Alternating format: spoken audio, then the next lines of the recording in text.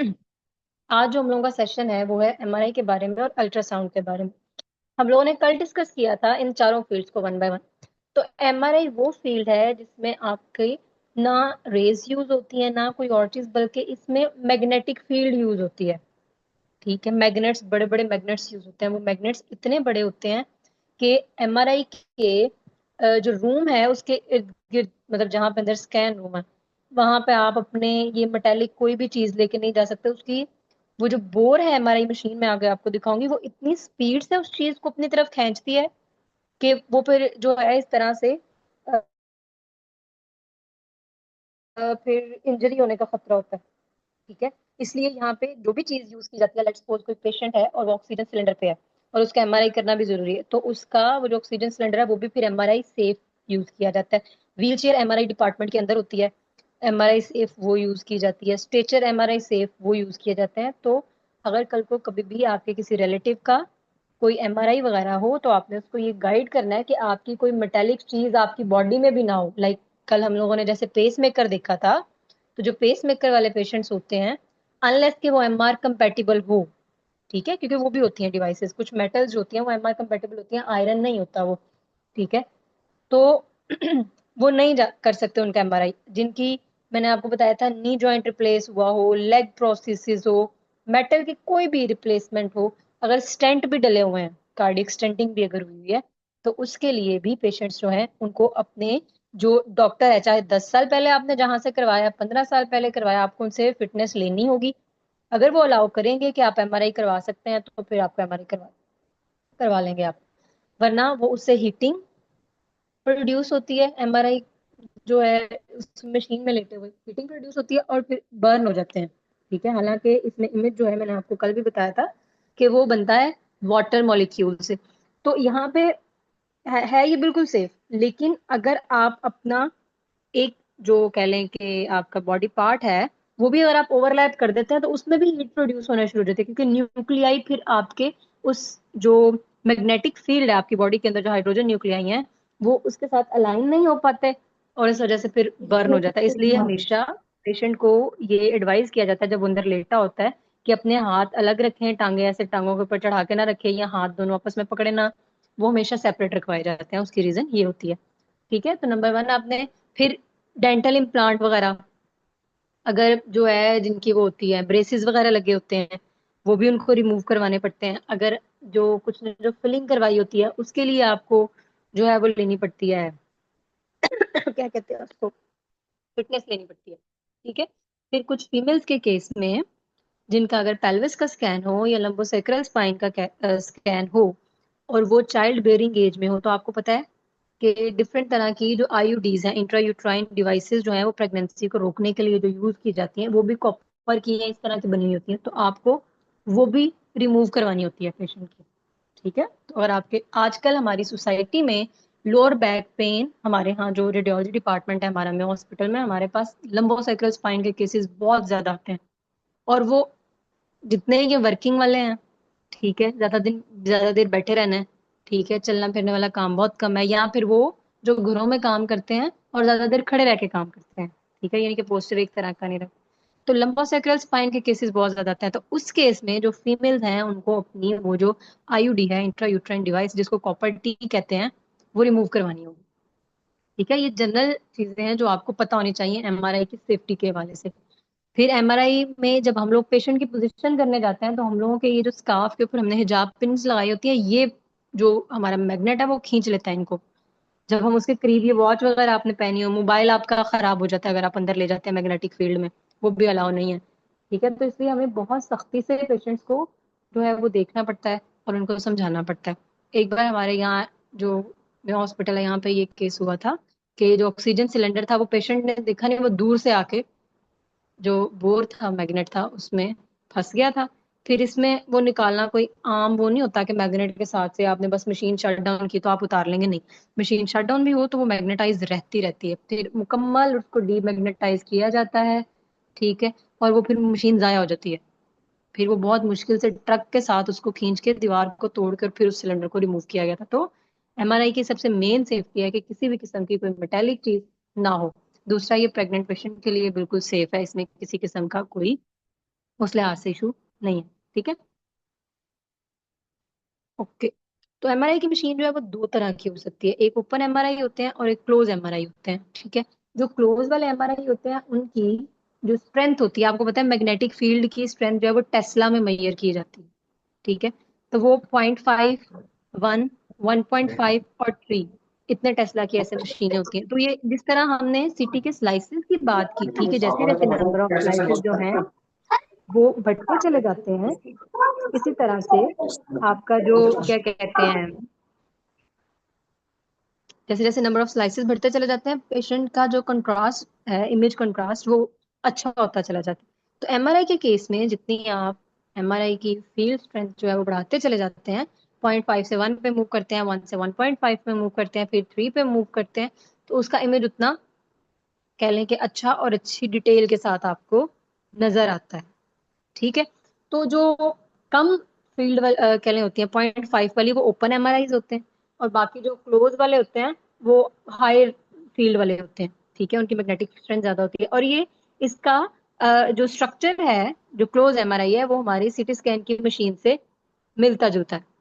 ठीक है, अब ओपन एमआरआई क्यों बनाया गया, मैंने कल भी एक बात की थी, अगर आप लोगों को याद हो, कि कुछ पेशेंट्स जो होते हैं वो ये इतनी कन्फाइंड सी स्पेस में लेटने के लिए, ये जो इतनी थोड़ी सी जगह होती है, इसकी वजह से वो क्लास्ट्रोफोबिक हो जाते हैं, यानी कि वो जो कन्फाइंड स्पेस है, जो उनको फोबिया होता है, डर लगता है, उस वजह से वो परेशान होते हैं, स्वेटिंग शुरू हो जाती है, एंजाइटी शुरू हो जाती है, वो डर जाते हैं। दूसरी मेन चीज यहाँ पे क्लास्ट्रोफोबिक होने की, मैग्नेट्स का नॉइज इतना ज्यादा होता है, इतना ज्यादा होता है कि हम लोग भी उसको बियर नहीं कर पाते, लेकिन पेशेंट को बियर करना पड़ता है, क्योंकि उसने वहां पे स्कैन करवाना, बड़े बड़े मैग्नेट्स होते हैं। तो इसलिए कुछ जगहों पे पेशेंट को फिर वो स्पेसिफिकली डिजाइंड वहां के जो होते हैं हेडफोन्स वगैरह वो दे दिए जाते हैं, या उनके कानों के पास जो पैड्स होते हैं वो रख दिए जाते हैं, छोटे छोटे फोम के बने होते हैं, ताकि पेशेंट को नॉइज इतना तंग ना करे। कुछ लोग उससे इरिटेट हो जाते हैं। तो इसलिए जो लोग इसमें एमआरआई नहीं करवा सकते, फिर उनके लिए ये ओपन एमआरआई जो है ये इन्वेंट हुआ, लेकिन इसकी फील्ड स्ट्रेंथ कम होती है, तो इसका जो इमेज है वो बाकियों के लिहाज से पुअर होता है। ठीक है जी, अच्छा। अब जो हमारे पास एमआरआई का इमेज बनता है, जो हम लोग बाकी रेडियोलॉजी की दो मोडेलिटीज देखी हैं, या आगे हमने एक अल्ट्रासाउंड का देखना है, तो वो मोस्टली हम देखते हैं कि वो सिर्फ ब्लैक एंड वाइट होता है। बट एमआरआई के केस में ये जो इमेज आपके सामने साइड पे लगा हुआ है, एमआरआई जो है, इस तरह की कलरफुल इमेजेस भी उस पे हो सकते हैं, और ये मोस्टली ये ब्रेन के केस में होते हैं। ठीक है, ब्रेन के केस में ये भी इमेजेस तब होते हैं, इनको डीटीए इमेजिंग कहते हैं, DTI imaging, diffusion tensor imaging. ये जिन पेशेंट की ब्रेन ट्यूमर्स होती हैं, तो ये फाइबर्स दिखाता है। वो फिर जिन सर्जन ने, जो ऑन्कोलॉजिस्ट होता है, जिन्होंने उसका न्यूरो सर्जन ऑपरेट करना होता है, तो वो फिर उसको हम लोग इस तरह का इमेज जनरेट करके उसका वो जो है बना देते हैं उसको, एक कह लें कि स्ट्रक्चर सा। तो लेट्स सपोज कि इस एरिया में ट्यूमर है। ठीक है, तो वो उससे ये आइडिया वो लगाएगा कि जब मैंने इस ट्यूमर को रिमूव करना है यहाँ से, तो कौन से पार्ट के और कितने कितने यहाँ के जो फाइबर्स हैं, नर्व फाइबर्स, ऑब्वियसली आपको पता है जो नर्व फाइबर्स हमारे ब्रेन में हो, जो ट्यूमर वाले पेशेंट्स होते हैं उनके ये फिर एमआरआई करवाया जाता है। मैंने आपको कल भी बताया था कि सॉफ्ट टिश्यू के लिए बेस्ट मोडेलिटी आपकी एमआरआई है, बहुत कॉमन। तो फिर इस तरह का इमेज उनको बना के दिया जाता है, ताकि उनको ये पता रहे कि कौन आ सकते हैं, कितना बचा सकते हैं, और वो फिर पेशेंट्स को ये बता सकें कि आपकी डिस्टर्ब हो सकते हैं। ठीक है, तो एमआरआई का जो इमेज बनता है वो एक्चुअली तीन तरह का कह लें, उसमें तीन तरह के होते हैं, सीक्वेंसेस इसमें यूज किए जाते हैं। वो सीक्वेंस ये होते हैं, वन बाय वन वो लगाए जाते हैं। एक जैसे ब्रेन का हमने सीटी किया, तो हमने सिर्फ एक स्कैन कर दिया, या उसके बाद आपने उसका प्लेन कर दिया, या फिर कंट्रास्ट लगा के कर दिया, या फिर पोस्ट कंट्रास्ट डिलेड कर दिया, यानी 5 मिनट बाद दोबारा देख लिया, क्योंकि डिले में वो जो करते हैं वो ब्लैडर तक कंट्रास्ट पहुंच जाता है, किडनी से वॉश आउट हो जाता है। तो जो एमआरआई के इमेजेस हम लेते हैं वो एक्चुअली तीन तरह के होते हैं, T1 वेटेड, T2 वेटेड, और ये फ्लेयर और स्टर। ये इस चीज पे मतलब कह लें कि उस चीज को ये जाहिर करते हैं, जब पेशेंट लेटता है तो बॉडी एक बार एनर्जाइज होती है, वाटर मॉलिक्यूल जो है अलाइन होते हैं, एक इमेज बनता है, वो आपका T1 इमेज होगा। ठीक है, फिर वो रेस्ट पे जाती है, फिर वो अपने जो है वो कह लें कि उनका वो हो जाता है, लॉस हो जाता है, क्या कहते हैं उसको बच्चों, जो भी उनकी अलाइनमेंट होती है। तो फिर उस जो नॉन अलाइनमेंट के बाद फिर जो इमेज बनता है आप उसको भी लेते हैं, ठीक है। फिर उस इमेज को एनहांस करने के लिए वहां पे एडिशनल शिम कॉइल्स यूज की जाती हैं, वो भी एमआरआई की कॉइल्स होती हैं, ठीक है। तो उसके लिए फिर इसके डिफरेंट तरह के वो सीक्वेंस होते हैं। अब ये सीक्वेंस की क्या अहमियत है, एक इनमें से एक सीक्वेंस होगा जिसमें आपको फ्लूइड जो है वो ब्राइट नजर आएगा, ठीक है, और आपकी जो फैट है वो ब्लैक नजर आएगी। फिर आप जब दूसरा सीक्वेंस लगाएंगे, T2 पे आप मूव करेंगे, ठीक है, उसमें फ्लूइड ब्राइट होता है और फैट आपकी जो है वो ब्लैक होती है, जबकि T1 में आपका फ्लूइड ब्लैक होगा और फैट। तो वो सिर्फ और सिर्फ इनकी ये इन्वेरियन का या इन चीजों का ये फायदा है कि आप जो सॉफ्ट टिश्यू एबनॉर्मेलिटीज हैं आप उनको अच्छे से देख लें। देखें, अगर T2 पे हमें पता है कि फ्लूइड जो है वो ब्राइट होता है, हाइपर इंटेंस होता है, ठीक है, सिग्नल वाइट कलर का देगा। लेकिन अगर उस पर ब्लैक कलर का सिग्नल आ रहा है, या T1 पे हमें पता है फ्लूइड ब्लैक होता है, अगर उस पर वो ब्राइट कलर का सिग्नल आ रहा है तो हमें पता लग जाएगा कि ये एबनॉर्मेलिटी है। और जो सिटी स्कैन का टाइम होता है वो राउंड अबाउट 5 to 10 मिनट्स में according to the slices of the machine वो होता है। जबकि एमआरआई का जो स्कैन टाइम होता है ब्रेन की भी अगर हम नॉर्मल बात करें तो बच्चों ये 20 से 25 मिनट का होता है, ठीक है। तो अगर कभी आपका इत्तेफाक हो जाने का तो ये नहीं कहना कि पता नहीं अंदर क्या कर रहे हैं। एक स्कैन पे हमेशा आधा घंटा, और अगर लॉन्ग स्कैन हो जैसे लिवर का आ जाए, एब्डोमेन का आ जाए, पेल्विस का आ जाए, ब्रेस्ट स्कैन आ जाए, तो उनमें ये टाइम ज्यादा भी हो जाता है, ठीक है। वो घंटा घंटा भी लग जाता है उसको। तो इसका स्कैन टाइम लॉन्ग होता है, इसलिए पेशेंट जो है वो जरा इरिटेबल हो जाते हैं। इसलिए इसमें पेशेंट की काउंसलिंग बहुत ज्यादा अहमियत रखती है। तो जो T1 वेटेड इमेजेस होते हैं, आप अगर रिपोर्ट भी इसकी देखेंगे तो वहां पे वो टेक्निक जो लिखते हैं तो उसमें वो बताते हैं कि T1 पे हमें ये नजर आया है, T2 पे हमें ये नजर आया है। तो कल को अगर आप रिपोर्ट पढ़ें तो आपको ये पता होगा कि ये इमेजिंग टेक्निक्स हैं जो उन्होंने यूज की हैं, जिनमें से एक पे फैट आपकी जो है वो हाइपर हाइपर इंटेंस होगी और फ्लूइड जो है वो आपका डार्क होगा। T1 वेटेड इमेजेस जो हैं, अब यहाँ पे एमआरआई में जो हम वर्ड्स यूज करते हैं वो है हाइपर इंटेंस, हाइपो इंटेंस, ठीक है, या आइसो जो है वो कह लें कि जो ग्रे कलर का होता है, जो मिलता जुलता स्ट्रक्चर होता है। जो जिस तरह से सेम हाइपर हमारा ब्राइट होता है, हाइपर डेंस, और वो जो है सेम इसी तरह हाइपर इंटेंस जो है आपका वो ब्राइट होगा और हाइपर इंटेंस आपका ब्लैक होगा। तो जो फैट है वो T1 पे क्या होगी, हाइपर इंटेंस यानी कि डार्क होगी, सॉरी हाइपर इंटेंस होगी यानी कि व्हाइट होगी, जबकि फ्लूइड आपका ब्राइट होगा, हाइपर सॉरी डार्क होगा यानी कि हाइपर इंटेंस होगा। यही वजह है कि एमआरआई के केस में जब कंट्रास्ट लगाया जाता है तो वो T1 का जब इमेज ले रहे होते हैं तो इस पे लगाया जाता है, क्योंकि आपको पता है कंट्रास्ट ने तो वैसे भी वाइट ही शो होना है हमें, चाहे वो सिटी का कंट्रास्ट है चाहे वो एमआरआई का कंट्रास्ट है, उसने हमें जो इंटरनल कंट्रास्ट है उसको इनहांस करके शो करना है, उसका इमेज हमारे पास हाइपर ही आना है। तो क्योंकि जो फ्लूइड है वो T1 पे हाइपो होता है, डार्क होता है, इस वजह से हम फिर कंट्रास्ट इस पे लगाते हैं, ठीक है जी। तो कंट्रास्ट लगाने के लिए साथ साथ ये बात भी डिस्कस करते चलें, लैब का जो टेस्ट रिक्वायर होता है वो होते हैं आरएफटीज। चाहे वो सिटी का कंट्रास्ट है, वो अल्ट्रासाउंड का है, वो एमआरआई का है, वो किसी के लिए भी आपने कंट्रास्ट अगर लगवाना है पेशेंट को, तो उसके लिए पेशेंट के आरएफटीज जो है यूरिया और क्रेटिनिन वो नॉर्मल होना चाहिए। अगर वो नॉर्मल नहीं होते तो आप पेशेंट को कंट्रास्ट नहीं लगा सकते। वजह ये है कि जो कंट्रास्ट एजेंट है वो पेशेंट के उसने एक्सक्रीट होना होता है, मतलब रीनल पाथवे से, ठीक है। तो अगर पेशेंट के किडनीज पहले ही खराब है तो ये बॉडी से आउट नहीं होगा, और पेशेंट के लिए ये ज्यादा खतरे वाली बात होगी, किडनीज जो है वो मजीद ज्यादा खराब हो सकते हैं। तो इसलिए इस चीज को याद रखना है कि आरएफटी कभी भी कंट्रास्ट का कोई एमआरआई हो या सीटी स्कैन हो तो आप पहले, अगर आपके रिलेटिव्स पूछते हैं, कोई भी पूछता है तो उनसे पूछे कि आपने अपने आरएफटीज करवाए हैं। वो कर, अगर आपको ये चीजें पहले से पता होंगी तो आपका वहां पर जाके डिपार्टमेंट में टाइम लेने का जो वो एक वक्त होता है, वो फिर आपको इतना फॉर्म आप जमा करवाते हैं, और तो इस वजह से आपका फॉर्म जो है वो कह लें कि वो वापस आ जाता है, रिजेक्ट हो जाता है कि आरएफटीज नहीं है पेशेंट, और आरएफटीज जरूरी है क्योंकि उनको कंट्रास्ट सब लोग। तो जो T2 वेटेड इमेजेस होते हैं उसमें ये होता है कि फ्लूइड आपका वो उसके ऑपोजिट होगा T1 के, फ्लूइड आपका जो है वो वाइट होगा, फैट आपकी इंटरमीडिएट सा स्ट्रक्चर देगी, ठीक है। और इसमें एडिमा आप देख सकते हैं, इन्फ्लेमेशन देख सकते हैं, फ्लूइड कलेक्शंस वगैरह देख सकते हैं, जो कि हाइपर इंटेंस पैथोलॉजीज जो नजर आती हैं, ठीक है जी, यहाँ पे देख सकते हैं, ठीक है जी। यहाँ तक आपको मेरी बात समझ में आ रही है? कोई चीज जो अभी तक मुश्किल लगी हो यहाँ पे?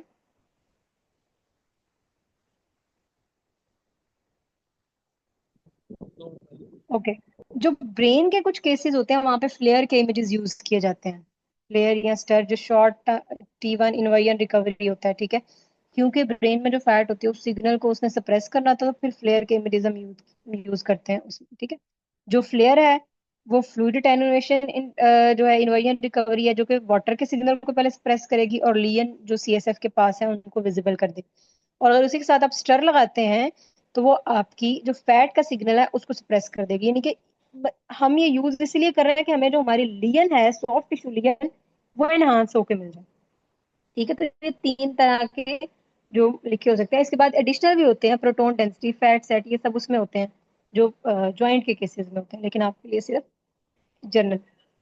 तो जब आपने MRI का वो क्या कहते हैं रिपोर्ट आपने जब देखनी है, या स्कैन्स आपने जब देखने हैं, या कोई भी फिल्म, फिल्म के लिए कल जो मैंने आपको बात समझाई थी कि अगर आप कल को कोई आपको अपनी फिल्म पकड़ाता है तो प्लीज वो जो उन्होंने राइट पे वो मार्कर, वो लोअर साइड पे भी हो सकता है, वो राइट साइड वो जो अपर साइड पे भी हो सकता है, तो उसका ख्याल रखना आपके लिए जरूरी है, ठीक है।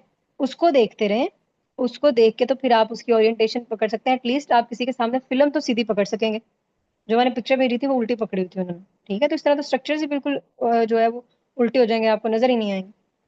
तो इसमें जो है सबसे मेन चीज, जब भी आप कोई रिपोर्ट पकड़ें पहले पेशेंट की डिटेल देखें, पेशेंट का नाम पूछें, ठीक है, पेशेंट की हिस्ट्री लें, ठीक है। फिर उसके बाद आपको इमेजेस को आइडेंटिफाई करना है कि इमेजेस आप एक्सियल वाले देख रहे हैं, कॉर्नल वाले देख रहे हैं, और सेजिटल वाले देख रहे हैं। मुझे ये बताएं, व्हाट इज एक्सियल प्लेन और what is coronal plane and what is sagittal plane. MRI के केस में तीनों तरह के प्लेन में इमेजिंग हम करते हैं, कॉर्नल भी करते हैं, सैजिटल भी करते हैं, और एक्सियल भी करते हैं, ठीक है। वन बाय वन, अगर हमने एक्सियल इमेज लेना है तो हम प्लानिंग उसकी कॉर्नल पे और सैजिटल पे करेंगे। ये इसी तरह जो है ये चेंज होते रहते हैं। तो कॉर्नल के केस में क्या होता है, मतलब आप बॉडी का कौन सा हिस्सा देख रहे होते हैं? फ्रंट और बैक। फ्रंटल। ठीक है। और एंटीरियर और पोस्टीरियर पार्ट देख रहे होते हैं। यस, यानी कि अगर आपके पास कोई इमेज इस तरह से होता है, लेट्स अगर आप इस तरह देख रहे हैं, ये लेट्स सपोज आपके सामने ये फ्रंट साइड है, तो ये कौन सा इमेज होगा आपके पास? कॉर्नल इमेज, ठीक है। और अगर आप यूं राउंड शेप में कोई एक इमेज प्रॉपर देख रहे हैं जो एक्सियल है, स्लाइस है, तो उसको आप कहते हैं कि ये आपका एक्सियल इमेज है। और उसके अलावा अगर आप यूं साइड वे में एक देख रहे हैं, राइट और लेफ्ट में आप देख रहे हैं, तो उसको आप कह देते हैं कि ये पेशेंट का सेजिटल सेक्शन, ठीक है जी। अगर आप इसको थोड़ा सा जूम करें,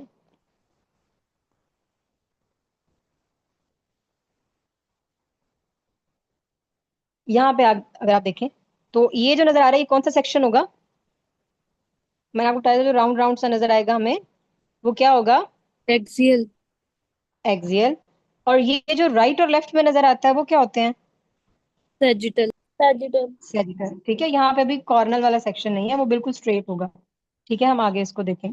तो एक तो आपको पहले जब आप इमेज देख रहे होते हैं तो बेटा आपको प्लेन का पता होना चाहिए कि आप एक्सियल वाला देख रहे हैं, आप सेजिटल वाला देख रहे हैं, या आप कॉर्नल वाला देख रहे हैं, ठीक है।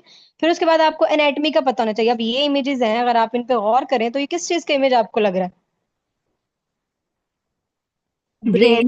ब्रेन, ब्रेन के, ठीक है। तो एनाटॉमी आपको एटलीस्ट देख के थोड़ा सा टाइम लेना, लाजमी नहीं है कि आप इतना फौरन से आप कंक्लूजन दे दें, तो देखें, असेस करें कि आपको क्या नजर आ रहा है। और फिर वही बात आ जाती है जो कल हम लोगों ने की थी डिस्कस, कि राइट और लेफ्ट दोनों को आपने कंपेयर करना है, ठीक है जी। दोनों साइड्स को कंपेयर करेंगे तो आपको आइडिया हो जाएगा कि ये स्कैन नॉर्मल है, एबनॉर्मल है, या क्या है, इसमें किसी किस्म की कोई पैथोलॉजी है या नहीं, ठीक है जी। ओके। तो जो MRI रिपोर्ट है उसमें हमेशा इंडिकेशन लिखी होती है। MRI जो है ना, ये क्योंकि इस पे टाइम बहुत ज्यादा लगता है, तो कई बार ऐसा होता है जो डॉक्टर्स हैं वो एवं लिख के दे देते हैं, तो हम जो रेडियोलॉजी वाले होते हैं हम उसको फिर रिजेक्ट भी कर देते हैं क्योंकि इंडिकेशन प्रॉपर नहीं होती। तो एग्जामिनेशन कोई भी हो उसकी इंडिकेशन प्रॉपर होनी चाहिए, ठीक है। वो पेशेंट से फिर क्वेश्चन भी पूछे जाते हैं, रेडियोलॉजिस्ट की इंटरप्रिटेशन के लिए वो फिर आसानी होती है। फिर फाइंडिंग्स उसके ऊपर लिखी होती हैं, नॉर्मल है जो है, या मोस्टली इन्फार्क्ट्स वगैरह जो ब्रेन के होते हैं, ब्रेन की जो बच्चों में जिनको एपिलेप्सी सीजर जिनको लगते हैं ना, झटके लगते हैं जिनमें, एपिलेप्टिक सीजर, उनके लिए फिर MRI करवाया जाता है, वो ज्यादा सही होता है, ठीक है जी। फिर टेक्निक उसमें मेंशन होती है उस रिपोर्ट में, मैंने आपको बताया था कि T1 इमेजेस हैं, T2 हैं, कौन से हैं, और इम्प्रेशन फिर एट द एंड उस पे वो दिया जाता है कि भाई क्या नजर आ रहा है आपके।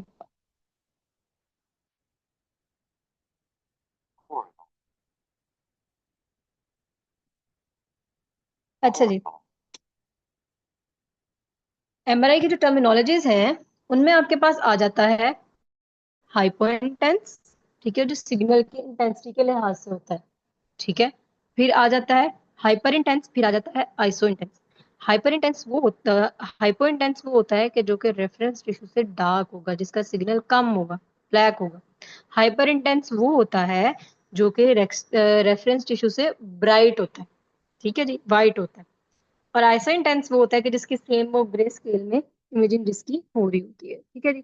फिर डिस्क्रिप्टिव टर्म्स जो उस पे आ सकती हैं, कल भी हमने बात की थी कि अनरिमार्केबल का मतलब क्या होता है, कि कोई भी किसी किस्म की कोई भी पैथोलॉजी उस पे नहीं नजर, ठीक है। अगर लीजन नजर आई है तो कोई नॉर्मल एरिया है, एडीमा है तो उसका मतलब है कि वहां पे फ्लूइड की इकोमुलेशन है, ठीक है जी। फिर पैटर्न रिकग्निशन हो सकती है कि रिंग तरह की है, तो वो कोई एब्सेस या ट्यूमर हो सकती है, बकायदा एक सर्कल बना हुआ है। फिर सिस्ट हो सकता है जो फ्लूइड फिल स्ट्रक्चर्स होते हैं, या कोई एनहांसमेंट हो सकती है जो कि आफ्टर कंट्रास्ट होती है, मोस्टली ट्यूमर्स के केस में होती है, ठीक है। एक हमारी सोसाइटी में ये बहुत कॉमन आ रहे हैं केसेस जो है, मैंने लंबोसेकल स्पाइन के बताया, और दूसरा जो स्क्वेमस सेल कार्सिनोमा के होते हैं, ये टंग के, वो केसेस बहुत ज्यादा रहेंगे। जो लोग पान वगैरह खाते हैं, सिगरेट्स पीते हैं, और ये इनमें जो ओरल या बकल में कोजा का ये जो कैंसर होता है, ये नॉर्मल इस तरह के बहुत केसेस आए। तो इस तरह का एक इमेज आपके पास एक्सियल आता है। ये तो सिर्फ कलरफुल यहाँ पे किया हुआ है, वरना ये ब्लैक एंड व्हाइट होता है। हम आगे इमेजेस देखेंगे तो फिर इसके आगे उन्होंने लोब्स वगैरह जो है उनको हाईलाइट कर दिया हुआ है, ठीक है जी। तो इमेजेस जो हमारे पास बनते हैं वो कुछ इस तरह का होता है। ये एमआरआई का इमेज है, ठीक है। ये रियलिटी से या जो आपकी एनाटमी है वो उसको बहुत क्लियर करके दिखाता है, ठीक है। तो नॉर्मल आपका जो एमआरआई का इमेज है वो इस तरह का होता है। कभी भी एमआरआई के और सीटी के इमेज को आपने जो है वो मिक्स नहीं करना। एमआरआई में बोन्स नजर नहीं आती। अगर आप ये देखें तो ये स्कल वॉल्ट है, ये एक्चुअली ये बोन है, लेकिन ये बोन इतनी कोई प्रोमिनेंट नहीं है कि आप यहाँ पे इसका बहुत वाजिया स्ट्रक्चर देख सकें, जिस तरह एमआर सिटी ब्रेन के केस में आप देख सकते हैं, ठीक है। तो ये याद रखें कि बोन्स जो है वो आपके एमआर पे नजर नहीं आती क्लियरली जितना आपके सिटी स्कैन, इसलिए सिटी जो है वो बोनी abnormalities को प्रॉपरली देख सकता है, जबकि एमआरआई जो है वो किन abnormalities को देखता है, सॉफ्ट टिश्यू एब्नॉर्मेलिटीज को, ठीक है। अब जो ब्रेन का ये स्ट्रक्चर है ये नॉर्मल है।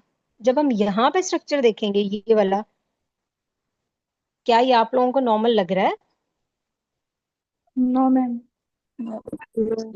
अब ये जो इमेज है अगर आप देखें तो यहाँ पे जो फ्लूइड है वो ब्लैक है, तो आपको देखता है फ्लूइड ब्लैक किस पे नजर आता है? ये वेंट्रिकल्स है, टी ठीक वन। है, ये एरिया वेंट्रिकल का। यस, T1 पे आपका जो फ्लूइड है वो ब्लैक हो जाए तो ये T1 इमेज है। तो इसके ऊपर आप देखेंगे बाकी ये व्हाइट मैटर और ग्रे मैटर, ये ग्रेइश और व्हाइटिश इस तरह के उसमें। तो इसने एक तो मिड लाइन को शिफ्ट कर दिया हुआ है। अब ये जो एरिया है, अब हम इसके फर्दर जो मैंने फ्लेयर इमेजिंग और हमने स्टर वाली या एडीसी इमेजिंग है, अगर हम वो एक और फर्दर हम इसका इमेज लें तो फिर हम ये डिफाइन कर सकते हैं कि आया ये ट्यूमर है, ट्यूमर की एनहांसमेंट इस तरह से हो रही है सॉफ्ट टिश्यू, या ये आपकी इन्फाक्शन है। इन्फाक्शन ये कि जब टिश्यू डेड हो जाता है ना, तो वो इन्फाक्शन। तो जब आप अगला इमेज देखें तो ये हमें बताता है कि ये इन्फाक्शन है। ये हमने एडीसी इसी का एक और प्रोटोकॉल यूज किया। तो एडीसी पे जब टिश्यू ब्राइट नजर आता है ऐसा झिलमिल करता हुआ, तो आप उसको कह देते हैं कि ये इतना पार्ट जो है वो ब्रेन का वो डेड हो चुका है, ठीक है। तो एमआरआई इस तरह से जो इन्फार्क्ट्स हैं उनको भी पिक करता है, ठीक है। और ये वेंट्रिकल का ही है, ये बस डिफरेंट वो मैंने आपको बताया कि ये भी स्लाइस इमेजिंग होती है। अगर इस तरह से ब्रेन है तो यहाँ से एक एक स्लाइस करके ये पिक्चर यहाँ पे लगाई गई है। वरना ये स्क्रोलिंग इमेजेस होते हैं, जब आपके पास आते हैं ये वीडियो की फॉर्म में आएंगे तो ये स्क्रॉल करते हुए आप इसको देख। तो ये आपके पास एक नॉर्मल ब्रेन था, इसको आप देखें तो यहाँ पे सिग्नल आया है, और यहाँ पे ये जो है वो क्या कह रहे हैं, फिर आप इसको क्या कहेंगे, मतलब ये हाइपर इंटेंस सिग्नल है कि हाइपर इंटेंस सिग्नल है?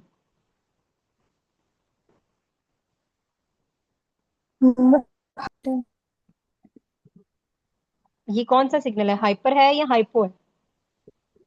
हाइपर। हाइपर है। यस, हाइपर इंटेंस, ठीक है जी। ओके, तो अब आगे जो इमेजेस हैं वो हमारे पास हैं लंबोसेक्रल स्पाइन के। जो स्पाइन है वो नॉर्मल, हम आपको पता है नंबर 5 वर्टिब्रास होते हैं, और S1 और S2 लंबोसेक्रल स्पाइन। नॉर्मली हमारे आजकल यंग जनरेशन में ये डिस्प्लेस हो रही है, डिस्क जो है हर्निएट कर रही हैं, बल्ज हो रही हैं, या डिस्क के अंदर जो फ्लूइड होता है, जो वाटर होता है, वो खत्म हो रहा है, ठीक है, डिस्क बल्जेस हो रही हैं। तो ये नॉर्मल T2 इमेज है, ठीक है, क्योंकि इस पे ये स्पाइनल फ्लूइड जो है, स्पाइनल फ्लूइड कौन सा होता है? स्पाइनल कॉर्ड में कौन से वाला फ्लूइड होता है? Cerebrospinal yes fluid. Sir, yes sir. साइबरस्कोपिक। Yes sir, CSF। यस, ठीक है। तो ये T2 इमेज है, क्योंकि इस पे हमें वो CSF जो है उसका सिग्नल ये ब्राइट यहाँ पे मिल रहा है, ठीक है जी। अब ये इमेज मेरे अपने वहां से सेटअप से लेके, तो यहाँ ये भी आप मुझे देख के बताएं कि ये इमेज कौन सा है, T1 है या T2 है?